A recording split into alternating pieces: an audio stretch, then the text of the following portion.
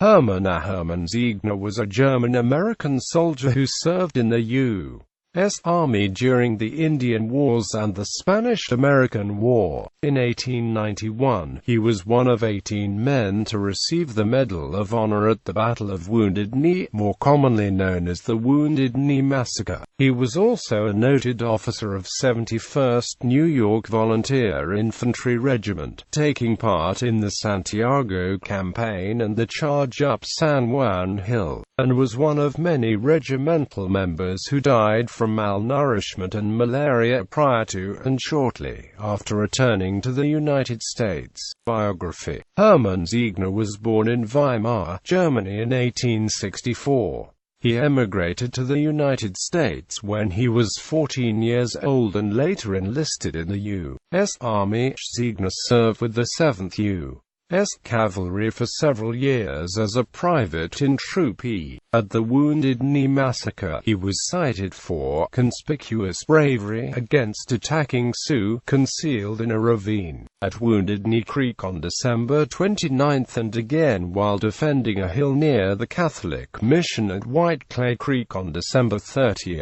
1890. Ziegner was promoted to the rank of corporal and was one of 18 men to receive the Medal of Honor. He officially received the award from Congress on June 23, 1891. After 8 years on the American frontier, Ziegner was honorably discharged and settled in New York City. He worked as a night watchman at the safe deposit vaults in the Equitable Building. He married in 1894 and lived with his wife on 124th Street, between 7th and Lenox Avenues, in Manhattan. At the start of the Spanish-American War, Ziegner was one of the first men to join the 71st New York Volunteer Infantry Regiment. He served as a first sergeant of Company E during the Santiago campaign and suffered all the privation and hardship endured by the members of the 71st during that time.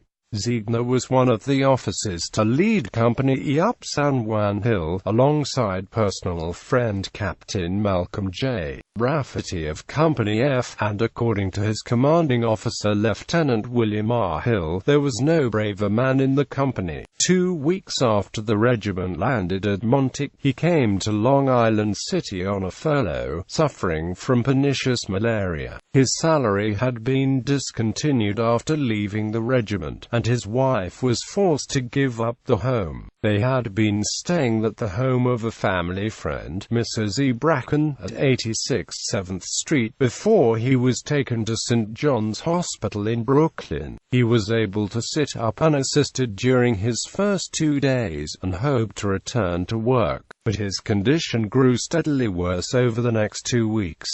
Dr. Frank E. Brennan treated Ziegner during his time in Long Island City free of charge and providing for the medicine. He also assisted his wife in getting Ziegner admitted to a private hospital but found difficulty in arranging a carriage. The hospital then had no ambulance, and the Red Cross were unavailable to assist. Local liverymen sometimes hired out their carriages, but none were willing to carry a malaria patient. By the time one was brought around to the house, Ziegner was too weak to ride.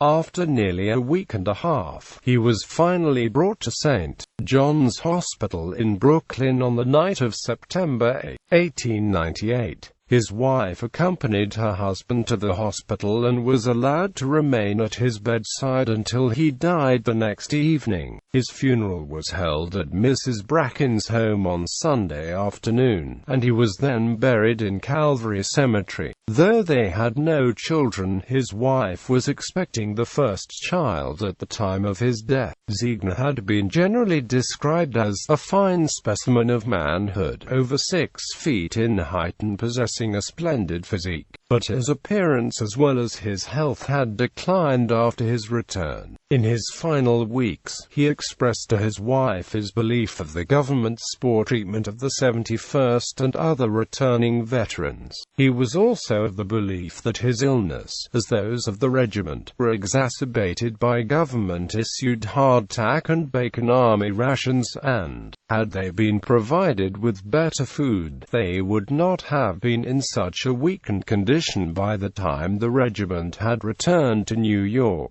His wife later issued a statement to the New York Times expressing her late husband's views, telling one reporter, "The Red Cross Society, upon hearing of her circumstances, organized for money and other services to be provided for Mrs. Ziegner." On July 29, 1993, during a congressional hearing on the Wounded Knee National Memorial, Ziegner's status as an MOH recipient was questioned by Senator Ben Nighthorse Campbell, who suggested that the soldiers who received the award at Wounded Knee should have the medals rescinded.